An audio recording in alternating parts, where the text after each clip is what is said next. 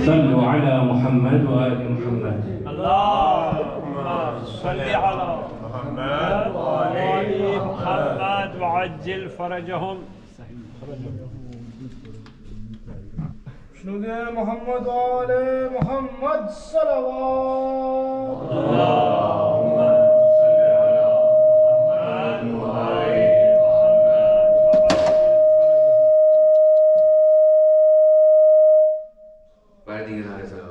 اللهم صل على محمد وآل محمد وعجل فرجهم.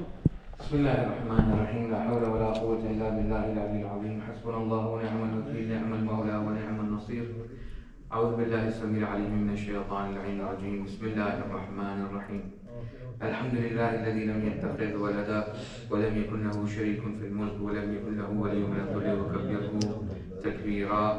اللهم صل على محمد وآل محمد. ثم الصلاة والسلام وتحية الإكرام على رسول النبي الأمي الذي أرسله بالحق بشيرا ونذيرا وداعيا إلى الله بإذنه سراجا منيرا سيدنا ومولانا بالقاسم المصطفى محمد. اللهم صل على محمد وآل محمد وعجل وعلى آله الطيبين الطاهرين الغر الميامين المعصومين الذين أذهب الله عنهم الرجس وطهرهم تطهيرا. اللهم صل على محمد وآل محمد وعجل. أما بعد فقد قال الله تبارك وتعالى في كتابه المجيد. بسم الله الرحمن الرحيم. ولقد كان لكم في رسول الله أسوة حسنة. صدق الله العلي العظيم. صلوات محمد. اللهم صل على محمد وآل محمد وعجل فرجهم. As was announced earlier, tonight's lecture will be in the English language, and will be a short lecture because namaz is soon coming. But before I start what I've prepared, because it's a very intimate nature, there's only a limited few people. Alhamdulillah. If there's any questions, it'd be better that many people ask questions, they send messages. But if there's any questions someone would like to discuss, or any idea they have in their mind, aqaid related, ahkam related, whatever I can help with, if those questions come up, please ask them, and then inshallah, during the lecture, or even right now, if there's any questions in anyone's minds, please bring up the questions. Because if you don't ask questions, then I start asking questions. Ji. رمضان میں یہ واجب ہے یا یہ مستحب؟ فطرہ جو ہے زکوٰۃ فطرہ یہ واجبات میں سے ہے. واجبات میں جی زکوٰۃ فطرہ ادا کرنا واجب ہے. اور بعض روایت کے اندر یہ ہے کہ روزے کی قبولیت جو ہے اگر فطرہ نہیں دیا جائے تو روزے کی قبولیت مشکل میں پڑ جاتی ہے. جی ان افراد کے لیے جو فطرہ نہیں دیتے. یہ قبلہ ہر ایک بچے کے لیے بھی، نومولود کے بھی لیے سب اس کا بھی دینا پڑتا ہے. نومولود کے لیے دینا پڑتا ہے. جی کچھ روایات، بہت کم روایت ایسی ہیں جو جنین کے حوالے سے بھی کہتی ہیں جی کہ خاتون اگر پریگننٹ ہو، لیکن یہ کچھ بہت کم روایت کے اندر ہے. اس میں مراجعہ کرنا پڑے گا حکم شریف جو مجتہد نے کہا ہے کہ اگر ولادت مغرب سے پہلے ہوئی ہے اس کا ایک حکم ہے، مغرب کے بعد ہوتی ہے اس کا ایک حکم ہے. تو لیکن جتنے بھی تحت تکفل ہیں کفالت کے اندر افراد موجود ہیں ان کا فطرہ دینا ضروری ہے. اور قبلہ ایک اور یہ فدیہ کے بارے میں یہ سنا ہے کہ آپ نے صرف ان کو جو کھانے پینے کی اشیاء وہ اس میں استعمال کر سکتے ہیں. فدیہ دیے نا، فدیہ جو جیسے گندم، چاول، دال، آٹا، دالیں، جو بھی. بہتر یہ ہے کہ جو خورد و نوش کی اشیاء کھانے پینے کی چیزیں ہیں وہ دی جائیں. وہ نہیں دے سکتے بیکاز ہو سکتا ہے اس کے پاس آج کے لیے ہو لیکن کل پہ نہ ہو، یا اسٹور کرنا، ٹریول کرنا اس کے ساتھ. اس لیے علماء نے اجازت دی ہے مراجع نے کہ آپ اس کو کمپنسیٹ کریں ود کیش.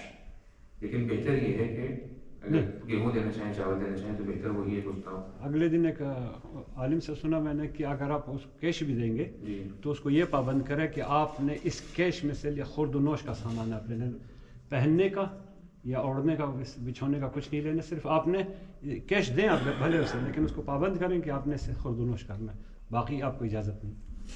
ہاں جو فدیہ کلیکٹ کرتا ہے اس کے پاس یہ علم ہونا چاہیے کہ جو پیسہ میرے پاس آ رہا ہے یہ فدیہ ہے. جی और फिदी का असल मसरफ ये है कि खुद नोश उससे आप जो मखारिज नहीं कर सकते अदा तो ये मसला का सवाल इस तरह से जो ये बस सारे आंसर्स पता है यस पता है When one said ikamat and azan, do we have to sit down? Can we sit down? To say azan and ikamat? Or we have to stand up? It is the best policy is to be standing while you say the adhan and the iqamah. The one saying the adhan and the iqamah should be standing. But if we're at home. even if you're at home, even if you're at home, if you have the possibility, unless you're sick or you're unwell or you're bound to a chair, the default position for giving the adhan and the iqamah is to stand up and give the adhan and the iqamah. Watching? Adhan and iqamah itself is mustahab. Adhan and iqamah itself is a recommended act. So there's no wajib element to it. Okay, but it's best to. Yes. So when someone is giving the adhan and the iqamah, it's best that they stand up and they give the adhan and iqamah. I was with a Sunni friend who came to Muslim and when people were praying this Wajbat namaz, he was shocked that people can pass in front. Obviously they have a different understanding. So what's the difference, and why do we not pray so much emphasis to that, and they do? It's how we take our fiqh. It's a jurisprudential issue regarding the namaz. So the question that was asked is, some of the brothers in the Ahl Sunnah are very hassas or very sensitive to the matter. If you pass while they're praying, you cannot cross from in front of them. Yeah. They either place a chair, or there's another technique of जूते भी रख देते हैं. so, but we don't have that issue because of the riwayat that we have from Imam Syed alayhi salatu.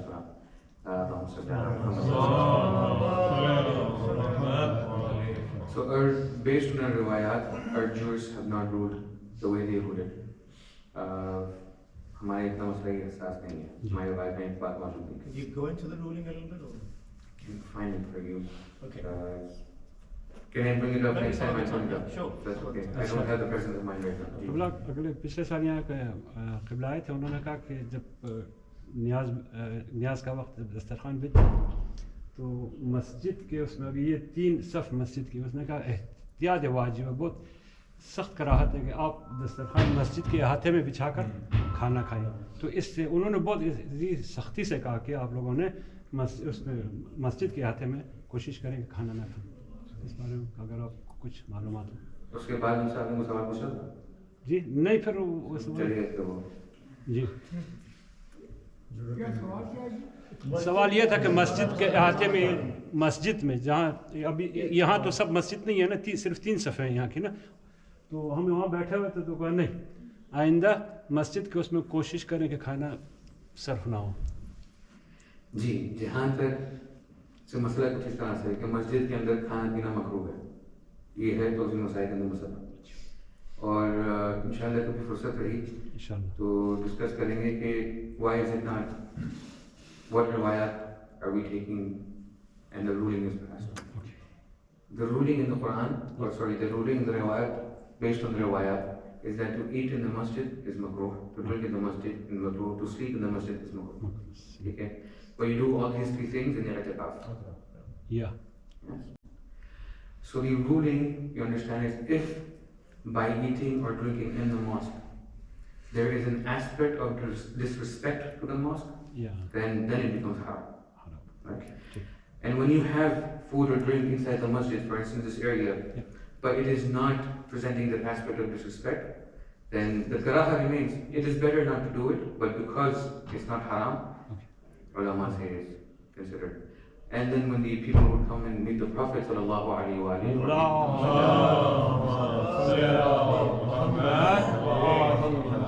while the Prophet was in the masjid and they bring him dates or give him food, I have not seen where they've asked कि बाहर चलो बाहर बैठे खाना खाते हैं, अब लेके आए मुमिन बैठे, they passed it around. So this is the ruling in that regard. In what circumstances would it be considered disrespectful? So examples. Most of the ahkam of Sharia, most of the rulings that you find in books by Syed Sistani, Sayyid Ali Khamenei, Sheikh Wahid al-Khurasani, Hafadhahumullah, are, they go back to the concept of urf. Urf is the average bystander. The average bystander जो आके ये common sense पे रखता है. If he stands up and he says, मतलब वो कहते हैं कि मवालात नमाज में शर्त इसकी है, you have to have मवालात or you have to have wudu such where one act follows the other act, कि देखने वाला ही देखे और ये कहे कि हाँ ये वुजू कर रहा है या ये नमाज पढ़ रहा है. तो ये जो देखने वाला है, जो एक लॉजिकल कॉमन सेंस रखने वाला आदमी, if he says this is disrespect to the mosque, और वो खला जम होते हैं कि ये तो बड़ा गलत काम है. Somebody मतलब for instance shows up और वो 3/4 पहना हुआ है और पैर से शॉर्ट्स पहना जाता है, शॉर्ट्स पहना हुआ है, तो लोग इसको अगर समझते हैं कि ये disrespectful है, मतलब you won't go to school like that, like with your principal. जहाँ पे एक जगह का खास एहतराम है, अगर उसके अगेंस्ट पे जा रहा है तो उसको डिसरिस्पेक्ट करेंगे. तो this is a decision based on जो फारसी इस्तिलाह हुई है मुतदय्यन शख्स हो, यानी समवन प्रैक्टिसिंग, और जो कल्चरल नॉर्म समझा जाता है culturally this is fine and this is disrespectful, तो उसी के बेसिस पे अहकाम शरीयत है. एक आदमी का नहीं होता, उसमें एक कंसेंसस होता है. बिकॉज एक आदमी हो सकता है थोड़ा सा एक्सट्रीमिस्ट हो, थोड़ा बैकवर्ड हो, लेकिन जो कंसेंसस होता है लोग समझते हैं generally acceptable, generally non acceptable. ये है interesting sort of thing comes from within that. Ji. Recently we had in Shaban we had some nasheeds here, and during those nasheeds, because they were being recited by an Iraqi, he was encouraging everybody to clap. Yes. So culturally in Pakistan and India, you wouldn't see clapping in a masjid, and therefore culturally the only person would see that as disrespectful. Whereas in Iran, Iraq, and other places, it is acceptable. Culturally. So it's the first time that we saw clapping here in this masjid, and obviously there were some people who did not see that as a right thing to do. Yeah. Where do we stand on that? I mean, I think anyway, I'll leave that to you. Inshallah. So there's a cultural difference here. One culture accepts it, the other culture does not. So let's come back to how we look at, or from what lens we will look at the framework provided by Maraji or the Mujtahideen when they lay out the ahkam and their rulings for the Tawzir al-Masail. The book of rules that we have, Tawzir al-Masail, it provides a framework of operation. Like a lawyer or someone who works in the court will tell you, this is the legal ruling, this you can do and this you cannot do. ये framework है और आपको बताता है, and the reason it is laid out such that there is no rights or rules or rights hampered, there is no transgression. मिसाल के तौर पर the example of husband and wife and इज़्तिवाजी ज़िंदगी गुजारना, the way husband and wife are to live together. A wife doesn't have to cook for him by law. She doesn't have to clean the house. She doesn't have to do many things by law. She doesn't have to do it. And a man likewise doesn't have to do many things. Lekin agar if you have to live on the borderline of law, then what kind of living is it? It is telling you कि आप ज़बरदस्ती नहीं कर सकते जी. लेकिन अखलाक जो रूह इस्लाम और शरीयत है, उसका तकाज़ा ये है कि आपको you know and you've identified the borderlines, but you live within that and you beautify life. So Allah or the Maraji through the kalam of Allah and the other bed have identified that this is the border, do not transgress, do not cross over. When they're defining borders, they're considering many things. One thing is that, is it okay to clap in a mahfil of shadi khoshhali? The Maraji would look at it, he says, अगर इससे ताली बजाने से मकसद खुशी मनाना है, इंसान खुश होता ताली बजाना शुरू कर देता है जी, तो ये ऐप नहीं है. लेकिन when you study the demographic of ulama, so let's start from Lebanon, which is westward, as far as Shia Islam went, traditional westward, Jabal Amal hai, and then you come all the way to Pakistan or the borders of India, you will find that many ahkam are varying because of the particular demographic. मिसाल के तौर पे जी, बाज़ दफ़ा some old ulama would rule कि sir मुंडाना is mustahab. Some ulama rulings 200-300 साल पहले की किताबों मुस्तहब है कि सर मुंडवा लें. تو ان کی توضیع مسائل کے اندر لکھا تھا کہ سر منڈانا مستحب ہے. لیکن ایسٹ انڈیا کمپنی اور کولونیلزم کے بعد کسی قیدی کو جیل میں بھیجا جاتا تھا تو اس کا سر مونڈ دیا جاتا تھا. قیدی گنجا رکھتے جاتے تھے. جی جی. تو پھر علماء رولنگ دی کہ نہیں, اب یہاں پہ سر منڈانا اگر احانت ہوتی ہے تو حرام ہے. اسی طرح رولنگ میں چینج کر دی بیکاز مومن کی عزت رولنگ سے زیادہ نہیں ہے. اگر ایک مومن سر مناتا ہے اور لوگ کہتے ہیں کہ ارے تم جیل سے آئے تو علماء نے یہ کام مت کرنا, کیونکہ انہوں نے جو ہے وہ ایسا کام کر دیا کہ جو ہمارا مستحب تھا وہ یہ مکروہ ہے, حرام جاتا ہے. تالی بجانے کے حوالے سے مسجد کے اندر بیٹھ گئے. ہمارے ہندوستان پاکستان میں Indian Pakistan we do not clap in the masjid. We do not clap in the imam barga because we see it to be something which is جو فٹ بال اسٹیڈیم میں ہوتا ہے گیمز یا شادی میں ایسے مواقع پہ ہوتا ہے, مسجدوں میں نہیں ہوتا. تو یہ ہمارے یہاں معیوب سمجھا جاتا ہے, عیب ہے, it's something we dislike. تو جہاں تک شریعت کا سوال یہ کر سکتے ہیں تو شریعت بہت براڈ پرسپیکٹو دیکھا. شریعت کہتا ہے ہونا نہ ہونا میں ہے کہ ہاں کر سکتے ہیں. مطلب میں 72 کی سپیڈ پہ چلا سکتا ہوں without the camera catching me. 70 limit ہے, 72 آپ جا سکتے ہیں, 74 پہ کیمرہ آپ کو یقیناً پکڑ لے گا. 65 پر ہے تو اچھا ہے جی,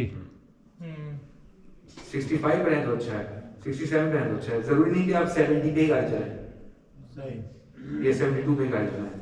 تو شریعت نے اجازت دی ہے اور پھر پرسنل ایکسپریشن بھی دیا ہے. فار انسٹنس عزاداری سید الشہداء علیہ السلام جی خاص مثال.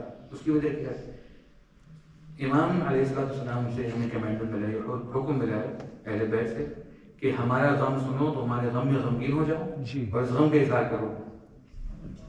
جب یہ خبر آذربائیجان پہنچی تو آذری ایک طریقے سے غم مناتے تھے, تو اس کے بیسٹ اور ایکسٹریم فارم کو انہوں نے امام حسین سے ڈیڈیکیٹ کر دیا. جب ہندوستان کی خبر پہنچی تو جس طرح وہ غم مناتے تھے اس کا جو بیسٹ فارم تھا وہ امام حسین کے لیے رکھ دیا. جب افغانستان خبر پہنچی تو جو غم منانے کا بیسٹ انداز تھا وہ امام حسین نے رکھ دیا. تو عزاداری آپ دیکھیں جو انشاءاللہ کربلا جاتے ہیں دیکھتے ہیں مختلف انواع اور رنگ ہوتی ہے. جی کیوں؟ یہ ہیومن ایکسپریشن ہے. امام کا کلام یہ ہے کہ ہماری غم میں آؤ تو غم مناؤ. آپ غم کیسے مناتے ہیں, آپ غم کیسے مناتے ہیں, یہ customs, rituals, civilisations, demographic generation میں فرق ہوتا ہے. لیکن ہاں شریعت یہ ڈیفائن کرتی ہے یہ مت کرنا یہ حرام ہے, یہ کرنا بہت اچھا ہے, یہ مت کرنا یہ حرام ہے. And then there's a lot of room to be flexible with it. Hopefully that answers the question. تو عیب کی بات ہوتی ہے, ہمارے برا سمجھا جاتا ہے اور جب اچھا سمجھا جاتا ہے. مطلب میں اپنے والد, مثال کوئی شخص اپنے والد کے سامنے پاؤں پھیلا کے بیٹھا ہوا ہے, جی جی, پاکستان میں برا سمجھا جاتا ہے. آسٹریلیا میں کہتے ہیں ریلیکس کر رہا لڑکا, جی جی, ہینگنگ آؤٹ. تو وہاں پہ عیب نہیں ہے. شریعت کہتی ہے اب آپ مولانا صاحب کہیں کہ لڑکے سے کہیں یہ حرام ہے, بھائی اس کے حرام میں اس کے ابا کو برا نہیں لگ رہا. جی شریعت تو اجازت دی ہے, ان کے والد کو اچھا لگ رہا ہے کہ لڑکا کمفرٹیبل ہو, مائنڈ سیٹ ہے. تو شریعت will give you the leave in cases کی اس پہ تشخیص آپ کریں. یہ آپ کی عقل پہ چھوڑ دیا ہے. اگر یہ غلط ہے تو روک دیا جائے, اگر غلط نہیں تو جائے. کچھ نماز رہ گیا, کوئی اور سوال کو تو نماز شب کا ٹائم جو ہے نا کب شروع ہوتا ہے کب ختم ہوتا ہے اور اس کے فوائد کیا ہیں؟ بہترین وقت صلاۃ اللیل کا نماز شب کا فجر سے کچھ پہلے, جسٹ بفور فجر. دا بیسٹ ٹائم فار صلاۃ اللیل جسٹ بفور فجر. اس کا ٹائم شروع ہو جاتا ہے عشاء کی نماز کے بعد. عشاء کی نماز کا اس کا ٹائم شروع ہو جاتا ہے. عشاء کی جو 2 نفل پڑھتے ہیں ہم لوگ بیٹھ کے, کہتے ہیں کہ روایات میں موجود ہے کہ جو 2 رکعت نفل آپ پڑھتے ہیں اگر نماز شب مس ہو جائے تو اللہ اس 2 رکعتوں جو آپ بیٹھ کے پڑھتے ہیں نماز شب میں حساب رکھتا ہے. تو یہ ہے. اور پھر ٹائم اس کا فلیکسیبل ہے, مطلب کچھ لوگ جو لمبی دعائیں پڑھتے ہیں وہ 1 گھنٹہ پہلے اٹھ جاتے ہیں, 2 گھنٹے پہلے اٹھ جاتے ہیں, اور اس کی فضیلتیں جو ہیں وہ تو پورا 1 گھنٹہ, مطلب I need a few sessions for that, جو روایات موجود ہیں نماز شب کے فضائل سے. تو انشاءاللہ کسی اور وقت we'll come to that. اور خدا ہمیں نماز شب پڑھنے والوں سے جو ہے. کوئی اور سوال نہیں, کوئی has any other question? جی جیسے واجبات نماز اگر کسی کو بھول گئی ہو تو کتنی رہ گئی زندگی میں, تو اس کے بارے میں کیا؟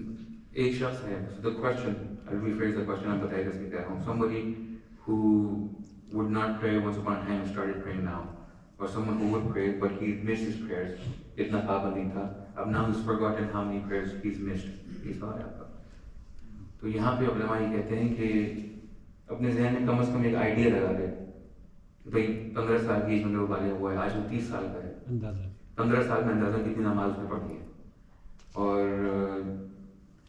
میکسیمم جو کر سکتے ادا وہ کر دے, نہیں کر سکتا تو منیمم ادا کر دے اس کو, ایٹ لیسٹ کم از کم ادا کر دے, یا کم از کم پھر وصیت میں لکھ کے چلا ہے کہ میں تو نہیں کر پایا, میرے بعد اتنے پیسے نہیں کسی اور سے کروا لینا. بہتر ہے کہ انسان اپنے قضا خود کرتے ہیں جو منیمم اس کے ذہن میں آئیڈیا. اچھا, یہ بڑے بیٹے کے ذمہ ہوتا ہے والد کی قضا نمازیں, واجب کی قضا نمازیں, جی والد کی قضا نماز. اگر ایک شخص اس دنیا سے چلا جاتا ہے اور اس کی ذمے کچھ نمازیں ہیں, قضا ہیں, تو یہ بڑے بیٹے پر فرض ہے کہ اپنے والد کی قضا نمازوں کو پڑھے.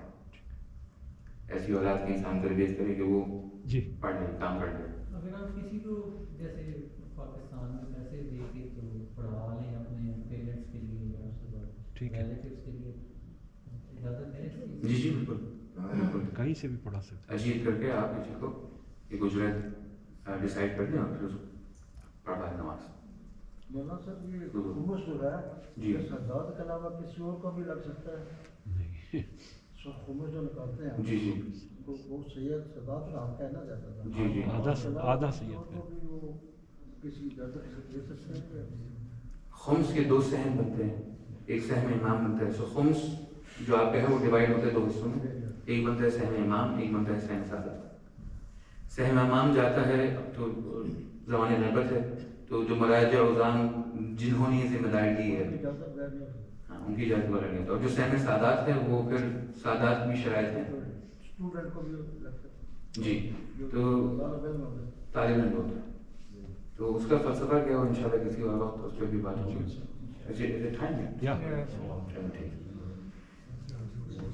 بسم الله الرحمن الرحيم. ربنا تقبل منا انك انت السميع العليم.